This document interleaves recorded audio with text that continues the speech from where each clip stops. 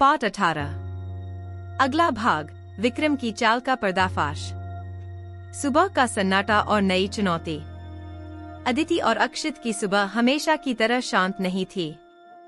दोनों ने पिछली रात अपने अतीत को साझा करके अपने दिल का बोझ हल्का कर लिया था, लेकिन अब उनके सामने विक्रम की साजिश का पर्दाफाश करने का बड़ा मिशन था। अक्षित कॉफी कप रखते हुए। अदिति, यह साफ है कि विक्रम ने जेल में बैठकर भी चालें चलनी शुरू कर दी हैं। लेकिन उसकी अगली चाल क्या हो सकती है? अदिति सोचते हुए। वो सिर्फ मेरी कंपनी को निशाना नहीं बना रहा, अक्षित। मुझे लगता है कि वो हमारे रिश्ते और परिवार को तोड़ने की भी कोशिश कर रहा है। हमें यह पता लगाना होगा कि उसके प्लान का असली मकसद क्या है। पहला संकेत, विक्रम का वफादार। अदिति के ऑफिस में उसकी असिस्टेंट माया एक नई जानकारी लेकर आती है। माया, मैम, हमने जिस सोर्स को ट्रैक किया था वो किसी गुप्त लोकेशन से जुड़ा है। और सबसे चौंकाने वाली बात यह है कि विक्रम की कंपनी के एक पुराने कर्मचारी ने हाल ही में उस लोकेशन का दौरा किया था। अदिति चौंकते हुए, क्या इसका मतलब विक्रम के पास अभी भी अपने पुराने लोगों का समर्थन है? हमें उस लोकेशन की पूरी जानकारी चाहिए।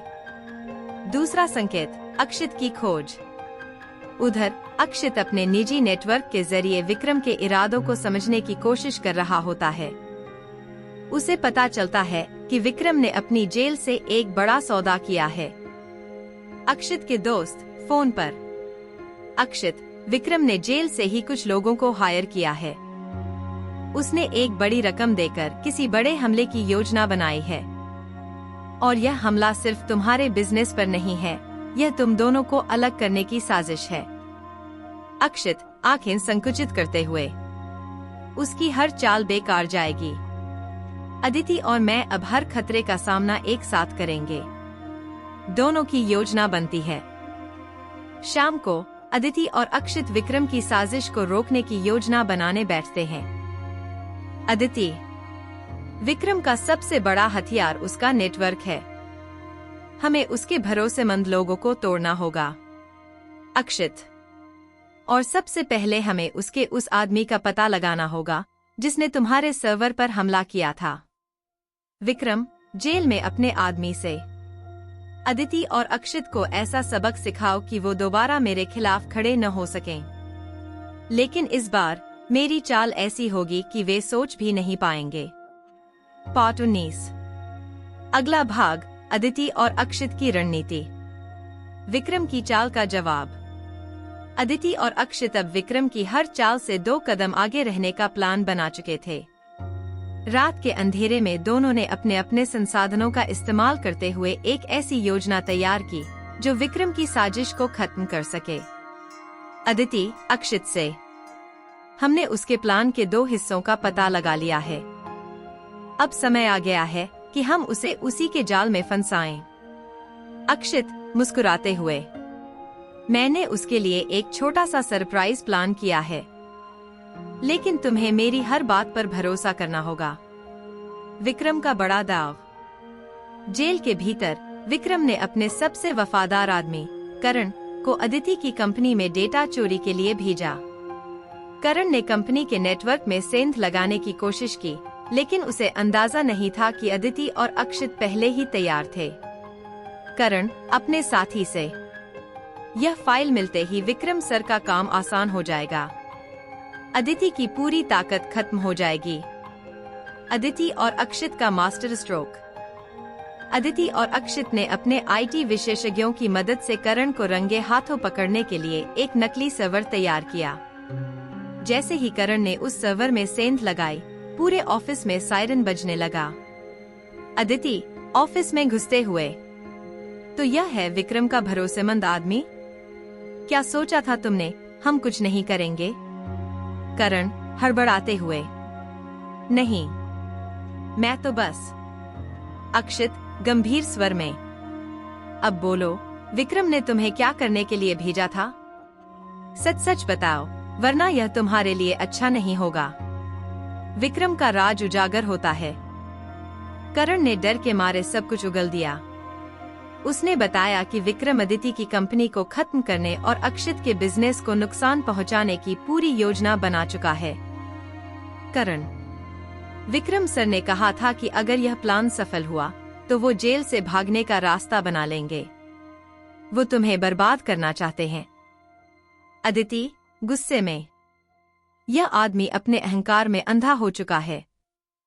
अब समय आ गया है कि उसे उसकी असली जगह दिखा दी जाए। विक्रम के खिलाफ आखिरी कदम। अदिति और अक्षित ने करण से मिली जानकारी को पुलिस के साथ साझा किया। पुलिस ने जेल के अंदर विक्रम पर नजर रखनी शुरू कर दी। उधर अदिति ने अपने इंटेलिजेंस नेटवर्क की मदद से विक्रम के अन्य सहयोगियों को भी पकड़ने की योजना बनाई।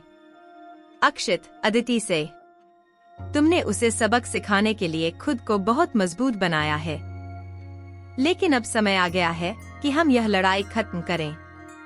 अदिति: हाँ, यह लड़ाई अब हमारे रिश्ते की मजबूती का इम्तिहान भी है, और इस बार हम उसे जीत कर ही रहेंगे। विक्रम का नया दाव। विक्रम ने जेल से बाहर निकलने के लिए एक और खतरनाक चाल चली। उसने अपने बचाव के लिए कोर्ट में एक झूठी कहानी गढ़ने की तैयारी शुरू कर दी, लेकिन अदिति और अक्षित ने उसकी हर चाल को रोकने के लिए पहले से ही योजना बना रखी थी।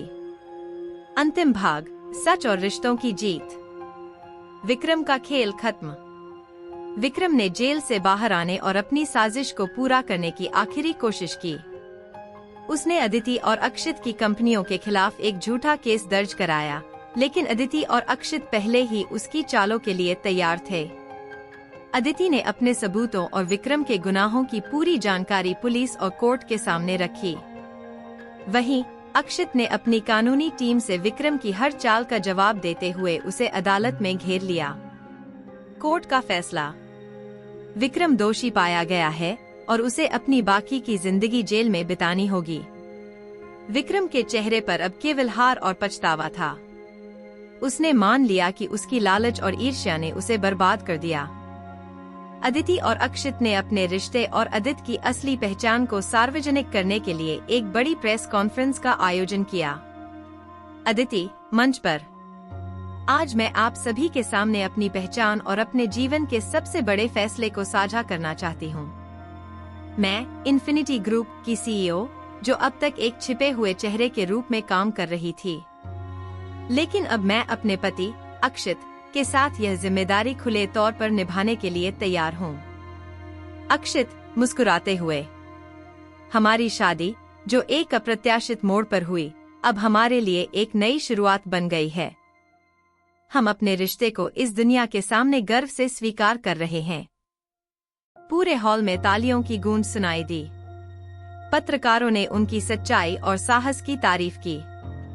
परिवार के साथ खुशियों का पल। तो दोस्तों, आज के लिए बस इतना ही।